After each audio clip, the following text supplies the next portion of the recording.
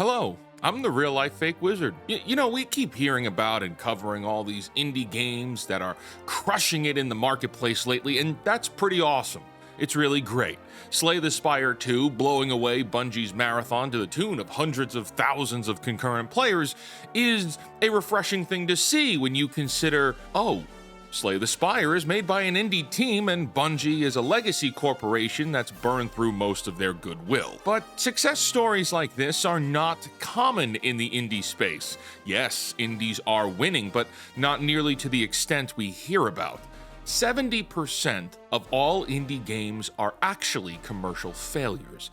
Of the 30% that achieve some measure of success, only 7% generate enough revenue to fund a second project. The bottom 50% of all indie games released on Steam never surpass $4,000 in lifetime revenue.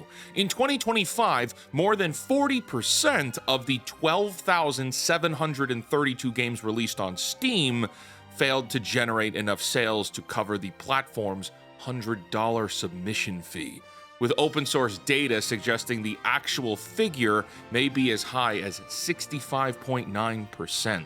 Nearly half sold fewer than 100 copies there. So yeah, when you hear about Megabonk and Slay the Spire and Schedule 1, yes, some indies are crushing it, but only 8% of indie titles earned over $100,000. These are the numbers we don't talk about enough, and I think we should.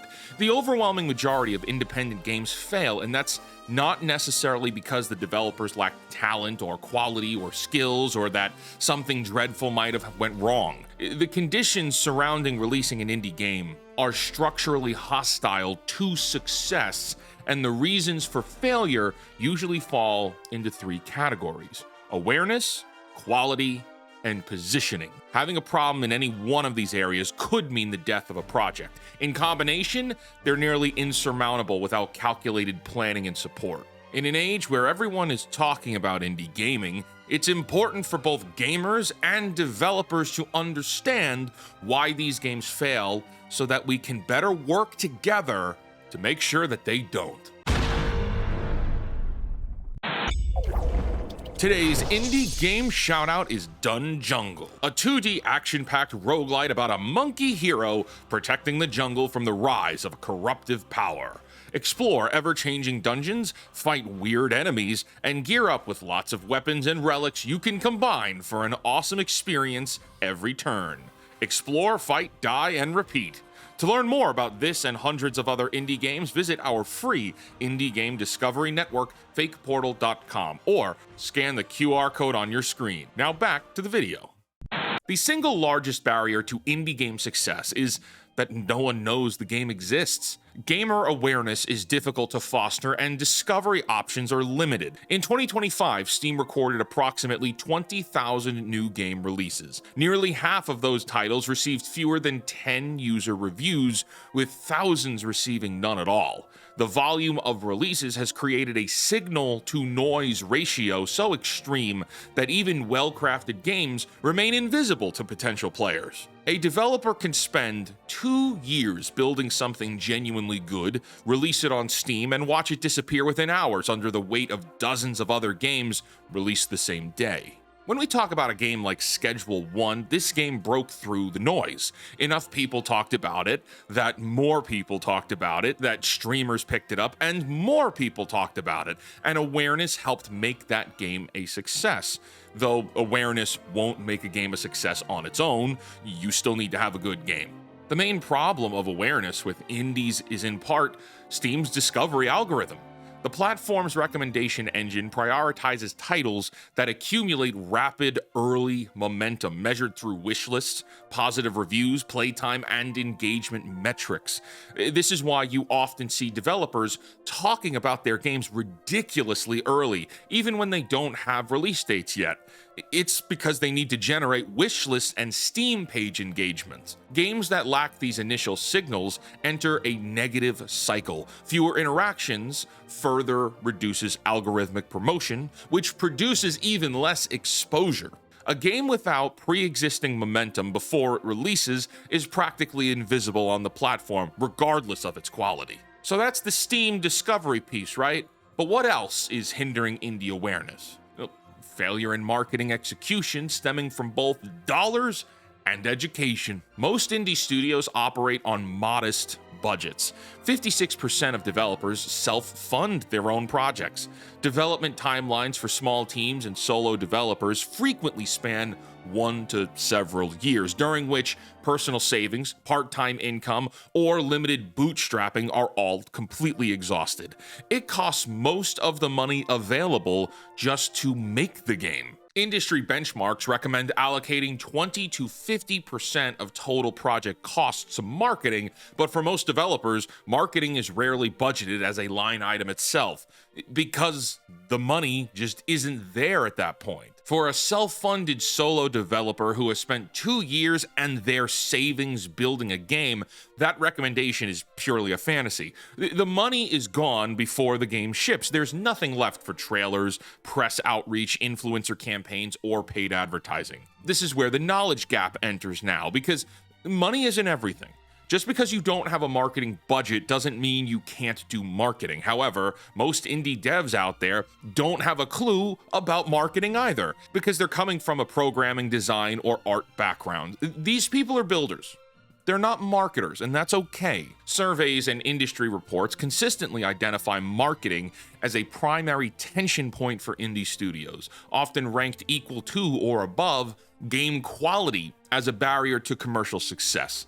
Developers frequently begin marketing efforts too late, underestimate platform algorithms, fail to conduct market research, and lack proficiency in building community engagement. Many developers operate under the assumption that quality alone will drive discovery, and while I wish that was true, unfortunately it is not. Now that takes us to quality.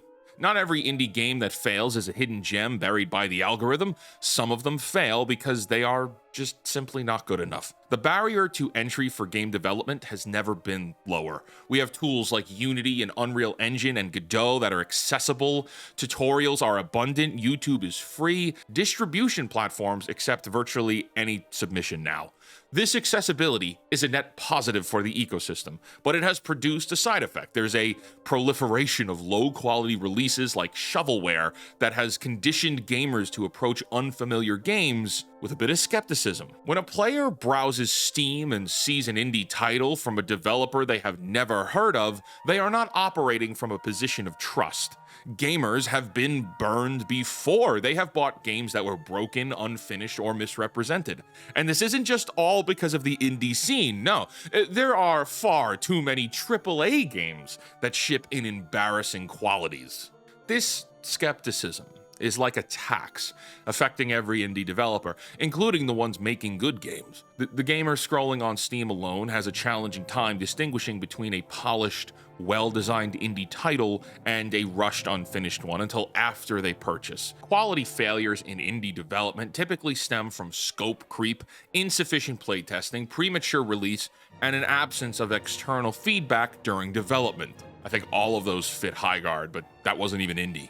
Many developers work in isolation for many months or years building the game they want to play without testing whether anyone else wants to play it.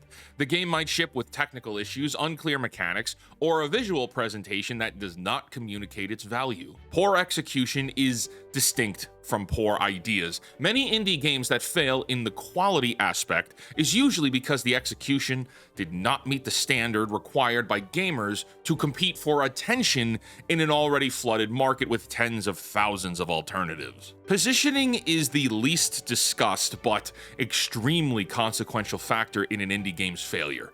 It encompasses 3 points. Who is this game for? What does it cost? And when does it release? Getting any one of these wrong can negate everything else. Timing is the most straightforward. An indie game that releases the same week as a major AAA title has its promotional efforts crushed by hype, okay? Slay the Spire 2, again, is an outlier here, okay? If you drop an indie game on top of GTA 6, I'm sorry, bro. It's gonna be very hard to survive that. If you drop an indie around a big AAA game, the press is covering the AAA release. Streamers are playing the AAA release. Gamers are spending their budgets on the AAA game. The indie game, regardless of its quality, is competing for attention against a marketing apparatus that spent more on a single trailer than the indie developer likely spent on the entire project. This is an avoidable problem.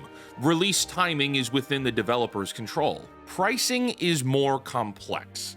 Price a game too high and gamers will not take the risk of an unknown developer. Price it too low and the revenue will not cover development costs. Indie developers are competing in a market where gamers have been trained to expect their games to cost less than a fast food meal. 62% of non-free indie games on Steam are priced around $10. When a developer prices a quality game at $5 because they are afraid no one will buy it at $15, they have ensured that even moderate success cannot sustain them. Genre saturation is the third positioning failure. The market is flooded with certain types of games already. Puzzle platformers, roguelikes, survival crafters. A developer entering a saturated genre without a clear differentiator is competing against hundreds of existing titles with established audiences and algorithmic momentum. Part 2. What can be done? The structural problems facing indie developers are not going away, and in a lot of ways, they're getting more challenging. Steam is not going to release fewer games. Algorithms are not going to be more generous to unknown titles.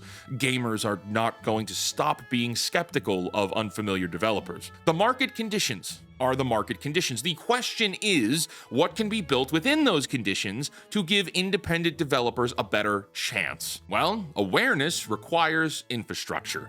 The core awareness problem is that indie games are competing for visibility on platforms designed to reward titles that already have visibility. For a game with no pre-existing audience, the platform is not a discovery tool. What indie developers need is discovery infrastructure that exists outside the algorithmic ecosystem. Dedicated spaces where indie games are not buried under AAA releases, where gamers looking for something new can browse a curated selection of independent titles. And I think there should be tons of these available, sure, but until that happens, I built one called Fake Portal.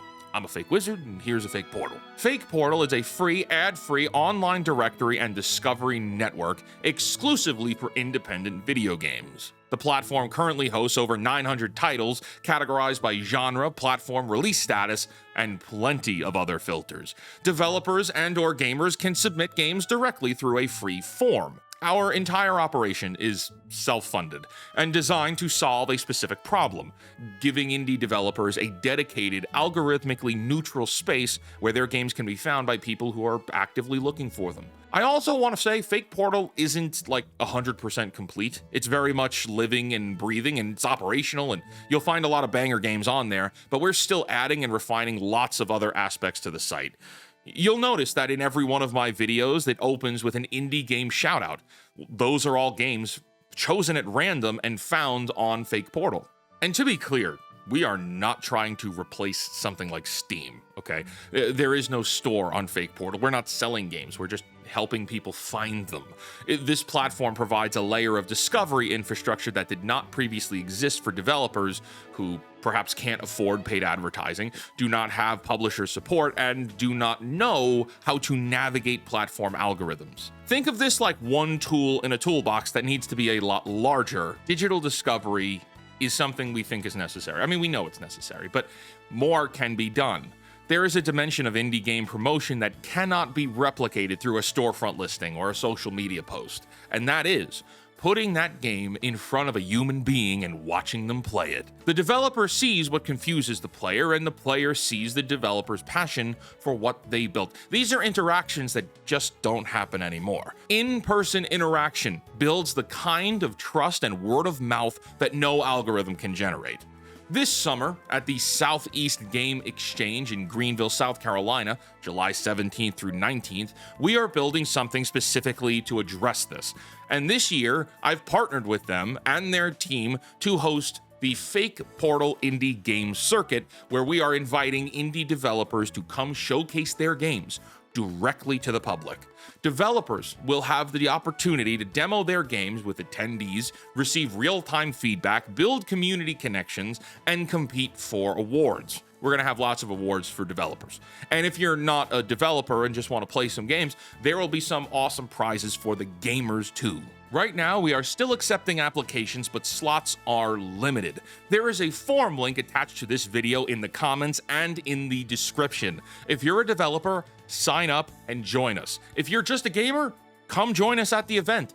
I'll be there, and a lot of other creators you follow will be there too. But overall, the problem that we find in indie gaming is a structural problem. The solutions need to be structural too. Indie developers can improve their marketing. They can learn to build wish lists, they can time their releases better, they can price their games appropriately. All of that helps, and all of that is within their control. But the structural reality is that the market releases 20,000 games a year on a single platform, and the vast majority of the people building these games do not have the resource or the training to compete for attention against that volume. I believe that with dedicated discovery platforms that serve the indie ecosystem specifically, live events that give developers affordable access to real audiences, and a little extra interaction in the gamer community can help alleviate a lot of these problems. Developers, I would implore you to dig your heels in and interact with the community as a gamer also. Too often we see developers and creators speaking down to the gaming community as if they're better than them or that they have some kind of moral authority over them. That doesn't work nearly as much as you think. In fact, it doesn't work at all anymore. I understand that everything I'm saying here isn't the be-all, end-all of indie game marketing solutions, but I've got 3 recommendations for you for now, right? Put your game on Fake Portal, come see us at the Game Exchange, and start integrating into gaming communities. For the rest of the gamers and non-gamers watching, support these people when they come to you. Do not brush these developers off. Give them a chance. You'd be surprised how far an encouraging word can propel someone forward in their journey. If we actively, consciously try working together better, we all win.